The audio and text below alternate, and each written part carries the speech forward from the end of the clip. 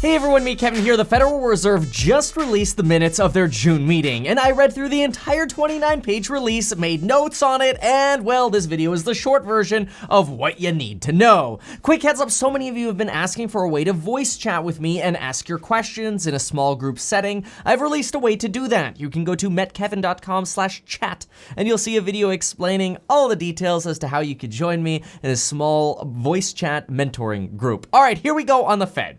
The Fed has two main focuses in their latest release. Number one, issuing clear forward guidance, which is basically just telling us what they plan to do. However, the big problem is that they noted, quote, businesses and households might not use forward-looking guidance as assumed in model simulations. Imagine that. The real world is different than their models. AKA, people don't give a crap about what they say. We want to see action. And therefore, the Fed said they're going to maintain, quote, prompt and forceful policy action.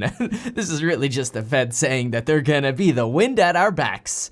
Or maybe that's just a quote from World of Warcraft.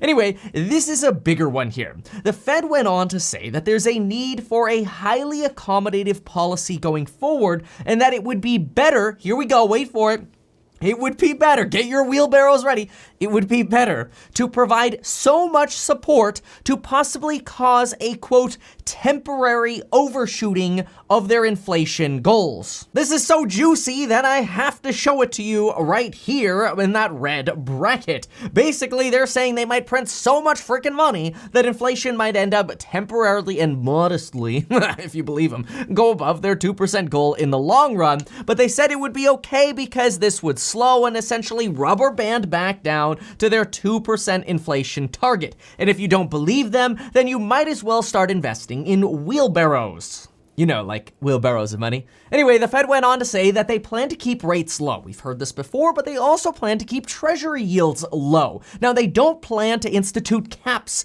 on yields, which was the Australian approach. The Australian approach, by the way, seemed to work. It was a potentially cost-effective way at stimulating the economy. And instead, our Federal Reserve said, you know what, instead of capping yield curves, even though that might be a cost-effective strategy, how about large-scale asset purchases? In other words, flood the system with more money. Brrr. Now, we have a lot of useful information to cover, so hang tight. Just remember to get your life insurance on the link below. You could do it within like 3 to 5 minutes while you watch this video. If you've got YouTube Premium, then you could do other things on your phone while you listen to videos in the background. And get your 2 free stocks with Webull. Just deposit $100, and then you get the second free stock up to $1,400. All right, here we go. The Federal Reserve said that capping yield curves was not their goal, and instead their goal was, hey, you know what? Let's just keep spending money so that we can get our longer run inflation targets in line with the neutral 2% target that we're looking for, even if that means we're tentatively going to overshoot that target in the short term. Also, in the short term, inflation is likely just going to creep up to 2%, with right now indications seeming like inflation is not happening. In other words, we're seeing more disinflation. That is, the inflation rate is going down. The Fed then went on to say that across the board, asset prices like stocks continue to be rising on optimism for the reopening and a higher risk-taking tolerance, along with low rates and overall positive sentiment. However, these gains could go away if more uncertainties present themselves. The Fed then went on by saying that purchases ticked up a bit as real disposable income was substantially higher in April. Basically, people had more money, probably because of the stimulus. However, they noted that most businesses and individuals were still being very cautious with their spending, and that continued uncertainty would keep business and personal spending down for the medium term, which basically means people are going to be more frugal for the next 3 to 5 years. I've already called for the 2020 decade to be a decade of frugality. So if you're not yet frugal, you may as well join the money course in the link below and become frugal.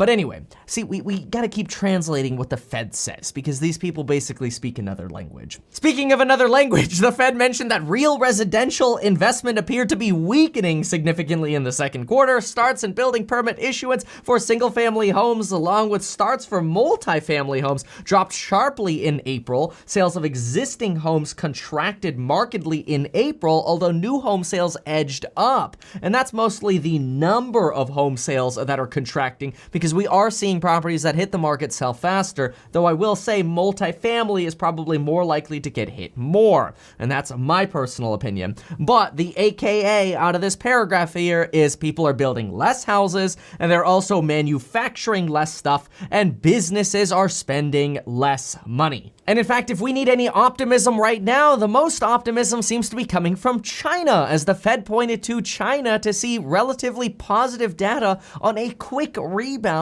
as soon as they got the virus under control. But it's still, at the moment, tough for people to get loans who have lower credit scores and for businesses to be able to plan and prep for this kind of recovery because banks are being relatively tight on their credit standards for fear of further losses. Home equity lines of credit and refinances have been harder for people to go through, and the Fed has been buying more mortgage bonds to try to create liquidity, basically flood the market with cash so that maybe banks will be a little bit more loose, but it still seems that lenders in real estate and other forms of business lending or even personal lending are very, very tight right now. This is why we're seeing credit standards tighten on credit cards and even on auto loans, which is crazy because the auto sector has been crushed. And this makes sense because we're not really driving much right now. However, the 1 to 4 residential conforming loan market is still doing fine. Basically, in English, if you're buying a normal house, a normal condo, a duplex, triplex, or fourplex, and you're not paying an insane price for it, you shouldn't have as many problems as the people in the commercial market or the jumbo market or the non-conventional market. Now, the Fed did downgrade their outlook for the second quarter. This is not so good. They said that their policy will likely have to operate in this accommodative policy stance for years, and that they see larger declines in GDP and unemployment than expected. And of course, every time we hear this kind of negative news, the stock market seems to go up. It's kind of weird. But anyway, the Fed went on to caution that a second wave could be especially devastating for businesses who are having trouble accessing credit. And this, in addition to mass uncertainty by consumers, hurts businesses even more. Basically, we're fearful that the market is going to get hurt by this pandemic kind of growing or second waving. And so we're spending less, which is hurting the market. And so what does the Fed do? Brrr. They actually do call this precautionary saving, which again reiterates that sort of frugal decade we might be seeing. Which this is where you could see the Fed's note on precautionary savings, and they did make a note here that the stimulus programs like the $600 plus up have been especially helping and providing relief for disadvantaged groups, which is very, very good because oftentimes those making less than $40,000 a year, oftentimes or more frequently at least minorities, are considered disadvantaged groups. So the stimulus is working for those groups at least in part, although they did leave us with this little note here at the bottom, which is not so great, noting that firms, aka businesses, are stating that they're having challenges in rehiring employees, in part because of the temporary enhanced unemployment, which is that $600 boost. Now, I want to show you some very important charts from the Federal Reserve. Just remember, you can use that coupon code to join that mentoring voice chat, so you can get that same 34% off. Check out that code. All right, let's get into these charts. Okay, first chart here. This is the expectation that the Federal Reserve has for gross domestic product. That's inflation adjusted gross domestic product in the United States. They see GDP shrinking by 6.5% in 2020 for the entire year of 2020. That is a huge decline. Then a 5% GDP in 2021, which is above average, and then kind of normalizing between that 3.5 and 1.8% growth in the long run. 1.8%, by the way, in the long run, that's not like a substantial growth figure.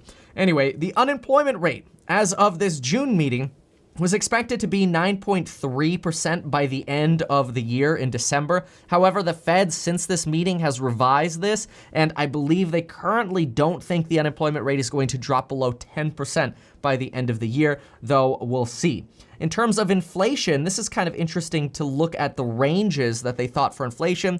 This is that overshooting they were talking about. So if you were worried about inflation, the overshooting they're talking about isn't like a 10% hyperinflation, even though I was making fun of kind of the whole wheelbarrow analogy.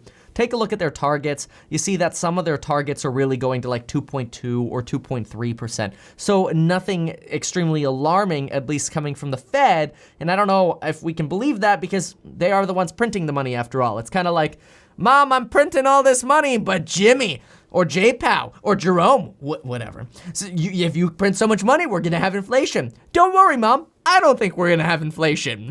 Okay. Anyway, I did something else that was very interesting.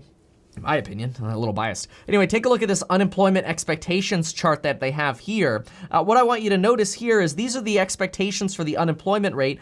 Basically in 2020, they expect it to be between, just under 10%. Again, they've revised that up a little bit. By 2021, they think it'll be between 8 and somewhere between 6 and 8%. 2022, and in the longer term, finally getting to 5% and below again. But I put these figures on here, and these would be representative of the unemployment pay that we would receive if you're on unemployment, the boost, if Charles Schumer's new act passes that I talked to you about in my video this morning. So it kind of show that we might see the $600 boost for the rest of the year. Then we might see that $400 to $500 range in 2021, followed by, $200 to $300 maybe in the second half of 2021, and then down to maybe even $100 as a boost in 2022. So Charles Schumer's plan could actually last for quite a while before unemployment gets down and that boost actually completely goes away. This, by the way, is called the dot plot, and this is where they plot what they expect rates to be. You can see they pretty much are guaranteeing rates are gonna stay zero through 2021. Pretty much certain they're gonna be zero through 2022, with only a couple members voting to have that rate be higher, or have the expectation that the rate might be higher. But then you'll notice in the longer term, after 2022, all of them are looking to target a Fed rate between 3% and 2%. Hey, maybe that's when we could start doing videos again on those high yield savings accounts. Well, now all that's left to do is for you to consider joining that voice chat, and we can chat it up. I plan to start doing some of the first voice chats either tonight or starting tomorrow, maybe for the opening bell. I don't know, we'll see. It'll be fun. Check out that video. Again, metkevin.com/chat, or click the link down below right next to life insurance, Webull, and the other programs. Thank you so much, everybody, for watching, and we'll see you next time.